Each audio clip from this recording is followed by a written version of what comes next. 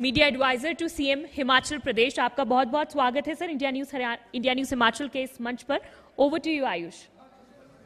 बहुत बहुत धन्यवाद साक्षी। और लगातार बहुत सारे राजनीतिक विषयों पर चर्चा हो रही है। मोटिव यह है कि हिमाचल प्रदेश विकास की जो राह है उसमें कैसे आगे बढ़े। और आज जो शख्सियत हमारे साथ मौजूद हैं, दरअसल एक तरीके से आप कह सकते हैं मुख्यमंत्री आपको जो काम करते हुए दिख रहे हैं उसके पीछे जो टीम काम करती है उसका एक प्रमुख चेहरा है हमारे साथ नरेश जी। सर, सबसे पहला सवाल मेरा आपसे यही रहेगा, क्योंकि बड़ी चुनौती है और इस वक्त जब हम लोग देख रहे हैं कि हर चीज इतना डिजिटाइज हो गई है, हर चीज सोशल मीडिया प्लेटफॉर्म से लेकर हर जगह आपको उस चीज को बताना होता है, सबसे बड़ा चैलेंज क्या था मीडिया एडवाइजर के तौर पर जब आपने इसको ज्वाइन किया और अपनी भूमिका को उसमें आप कैसे देखते? देखिए, स्वाभाविक तौर पे जिन परिस्थितियों में हमारी सरकार 2022 में बनी, सरकार के सामने भी और माननीय मुख्यमंत्री जी के सामने भी बहुत बड़े चैलेंजेस थे। स्वाभाविक था कि जिस सरकार जो पिछली थी, जो छोड़ के गई थी, तो हिमाचल प्रदेश का खजाना खाली करके चली गई।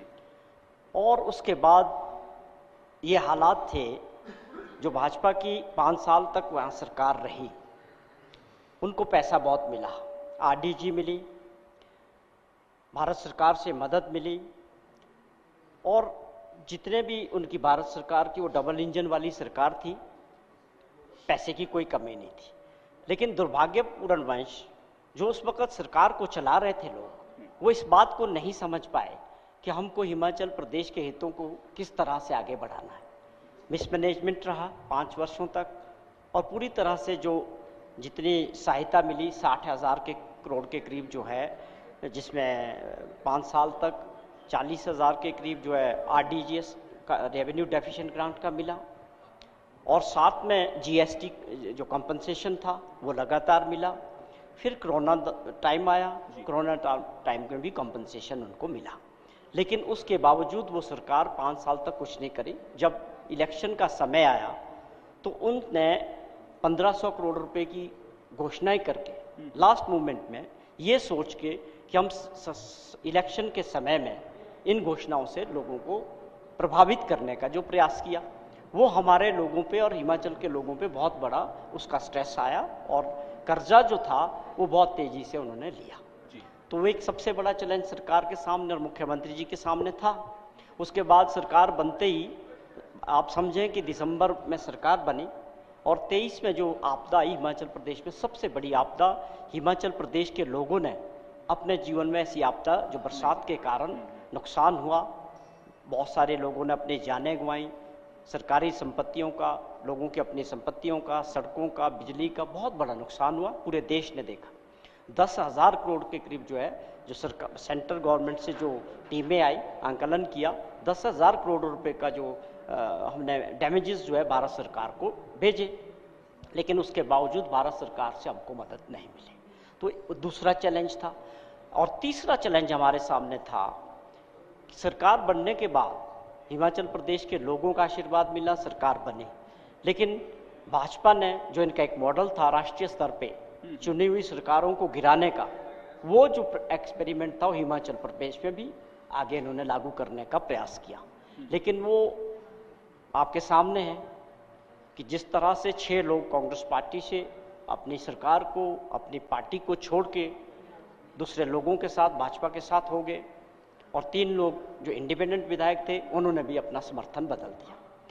और वो एक बहुत बड़ा चैलेंज था कि जो पूरे देश में बहुत सारी जगह सरकारों को कमज़ोर किया गया, तोड़ा गया, लेकिन वो यहाँ पर भी एक्सपेरिमेंट वो फेल हुआ।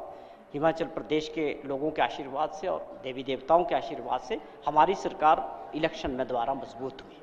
तो ये बहुत सारे ऐसे चैलेंजेस थे सरकार के सामने।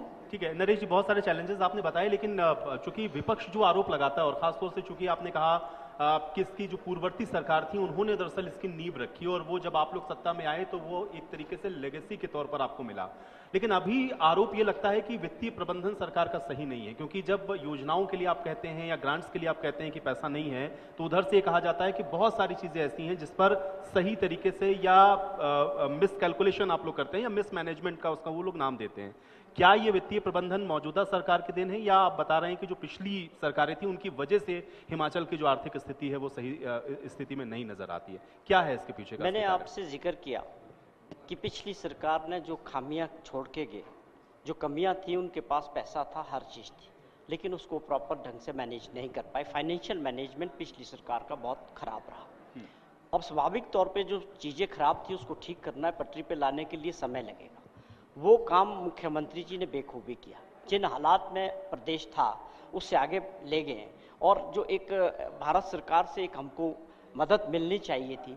हम एक स्पेशल कैटेगरी स्टेट हैं, और जब हमारा राज्य बना, जब इस राज्य का गठन हुआ 1952 से, हमको जो है स्पेशल रेवेन्यू डेफिशिएंट के तौर पे ये एग्री किया गया था प्रिंसिपली कि एक पहाड़ी राज्य है, हम बना रहे हैं, लेकिन ये अपने आप पांव पे खड़ा नहीं हो पाएगा, हमको इसको जो है एक मदद के तौर पे, ग्रांट के तौर पे देना पड़ेगा। तो वो हमको बंद कर दी गई। उसके बावजूद भी मुख्यमंत्री जी ने अपने मैनेजमेंट के जरिए बहुत सारे ऐसे, जो सबसे पहले उन्होंने प्राथमिकता तय की कि हम हिमाचल प्रदेश के जो हक है, जो हितों की लड़ाई है, वो मैं समझता हूँ उनका सबसे बड़ा फैसला था और सबसे इम्पोर्टेंट था कि आज हम हिमाचल के बारे में समझेंगे तभी ये प्रदेश अपने पांव पे आर्थिक स्थिति से खड़ा हो पाएगा। और उसमें उन्होंने बहुत अच्छे फैसले लिए। दूसरे राज्यों के साथ हमारे हक थे, हरियाणा पंजाब के साथ हो, या भारत सरकार से कोई लड़ाई थी, बीबीएमबी में हमारा 5000 करोड़ के करीब कई वर्षों से पड़ा था, सुप्रीम कोर्ट में जाके उसकी लड़ाई लड़ना, आज वो स्टेज पे पहुंच गया कि हरियाणा ने एक्सेप्ट कर दिया कि हम आपके एरियर्स देंगे, और हमें जल्दी उम्मीद है कि पंजाब भी इसको एक्सेप्ट करेगा। इस तरह ही बहुत सारे ऐसे क्षेत्र थे, जैसे आपने कशाऊ बांध की बात की, तो उसमें हमने जिस प्रकार से हमारी सरकार ने और मुख्यमंत्री जी ने उस एग्रीमेंट पे आगे बढ़े हैं, उसमें सीधे तौर पे जो पिछली सरकार थी जयराम ठाकुर जी की, उन्होंने तो अपने हक सरेंडर कर दिए थे। वो तो वहाँ कॉम्प्रोमाइज़ करके आगे थे कि हम पैसे भी देंगे और आपको जो है उसके बाद 2 रुपये कुछ पैसे बिजली यूनिट के हिसाब से खरीदेंगे।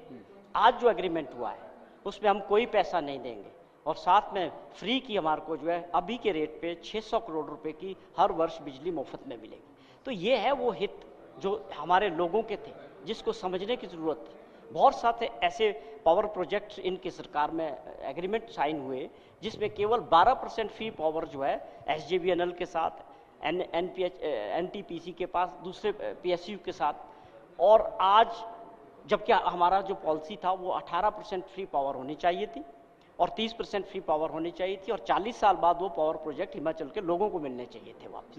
वहाँ भी इन्होंने सरेंडर किए। वो लड़ाई मुख्यमंत्री जी लड़ रहे हैं, और उसमें हमको बड़ा अच्छा एक फैसला आया अभी, क्या 12% से पावर 18% सुप्रीम कोर्ट ने हमारी बात को एक्सेप्ट किया, और उस एक ही प्रोजेक्ट में हमको 250 करोड़ रुपया हर वर्ष एक्स्ट्रा मिल रहा है। एक आपको मैं और एग्जांपल बताऊं कि 5 स्टार होटल ओबराइज का छराबड़ा में, वो कई वर्षों से हमारे अधिकार उसमें खत्म कर दिए गए सरकार के, कोई उसकी चिंता, किसी ने लड़ाई नहीं लड़ी। माननीय मुख्यमंत्री जी ने खुद मॉनिटरिंग करके सुप्रीम कोर्ट के अंदर उसको, आज वो होटल 500 करोड़ रुपए की उसकी वैल्यू है, और 300 करोड़ रुपए हमारी देनदारी, 800 करोड़ रुपया, और आज उस होटल के मालिक हिमाचल प्रदेश की जनता है। तो ऐसे बड़े बड़े फैसले करें जो आगे हिमाचल प्रदेश को व्यवस्था परिवर्तन वाली सरकार, हमारी जो नई पीढ़ी होगी उस तरह के फैसले लेके हिमाचल प्रदेश अपने पांव पे खड़ा होगा। अंतिम सवाल मेरा आपसे यही है, चूंकि आप चुनावों में समय अधिक नहीं है, 27 में आप लोग को चुनाव में जाना है, सबसे बड़ी उपलब्धि के तौर पर आप क्या देखते हैं मौजूदा सरकार की, और जिसको लेकर आप जनता के बीच में जाएंगे? हमारी सरकार की एक नहीं, बहुत सारी ऐसी उपलब्धियां हैं।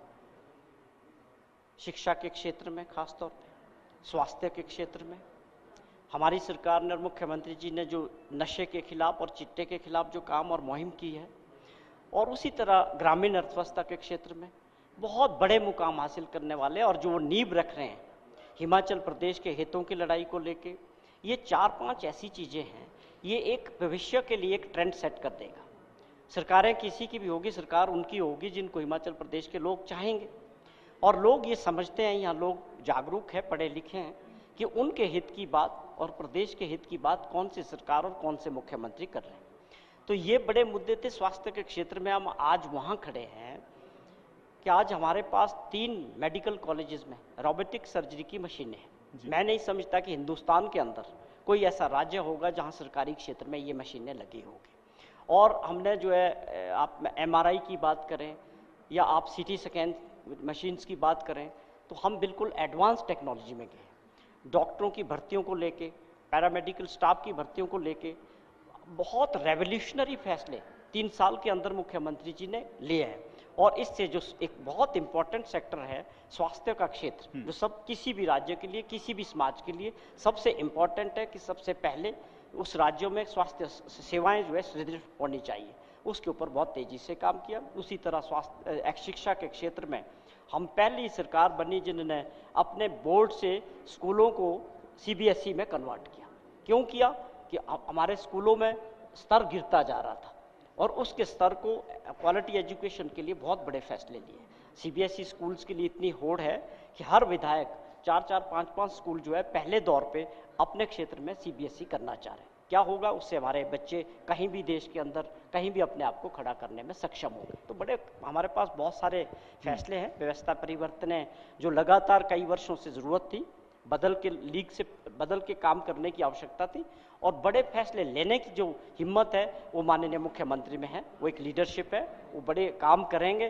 प्रदेश के लोग गांव में जो रहते हैं वो इस बात को समझ भी रहे हैं कि सुक्खू जी की एक आम परिवार से निकले हुए व्यक्ति है, एक सादक जीवन जीते हैं और उनकी सादगी और तो ये आप बता रहे हैं कि बड़े अचीवमेंट्स है, इसी के साथ आप जनता के बीच में जाएंगे और अब ये जनता तय करेगी कि वो आपके इन जो तमाम अचीवमेंट्स उसको कैसे देखती है। सर, आपने अपना कीमती वक्त निकाला, आप हमारे इस मंच कार्यक्रम में शामिल हुए, इसके लिए आपको बहुत धन्यवाद। आप लोगों का भी बहुत धन्यवाद। Thank you very much. Parag, over to you. बहुत धन्यवाद आयुष आपका।